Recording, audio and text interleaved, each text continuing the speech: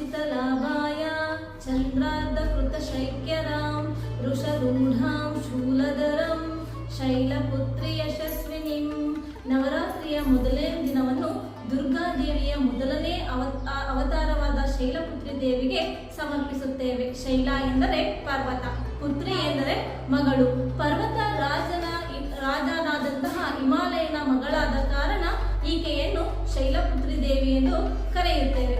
ಪರ್ವತದಲ್ಲಿನ ರತ್ನ, ಮಾಣಿಕ್ಯ, ಅತ್ಯಮೂಲ್ಯ ವಸ್ತುಗಳನ್ನು ನೋಡಿಯೂ ಕೂಡ ಇವಳು ಭೌತಿಕವಾಗಿ ಆಕರ್ಷಿತರಾಗದೆ ಆತ್ಮ ಪರಿಜ್ಞಾನವನ್ನು ಪ್ರವೃತ್ತಪಡಿಸಿದ ಕಾರಣ ಇವಳನ್ನು ಶಾಂತ ಸ್ವರೂಪಿ ಶೈಲಪುತ್ರಿ ದೇವಿ ಎಂದು ಕರೆಯುತ್ತೇವೆ. ಶೈಲಪುತ್ರಿ ದೇವಿಯು ಶಿವನ ಮೊದಲನೇ ಮಡದಿಯಾದಂತಹ ಸತಿಯ ಎರಡನೇ ಅವತಾರವಾದಂತಹ ಪಾರ್ವತಿ ದೇವಿಯೇ ಆಗಿದ್ದಾಳೆ.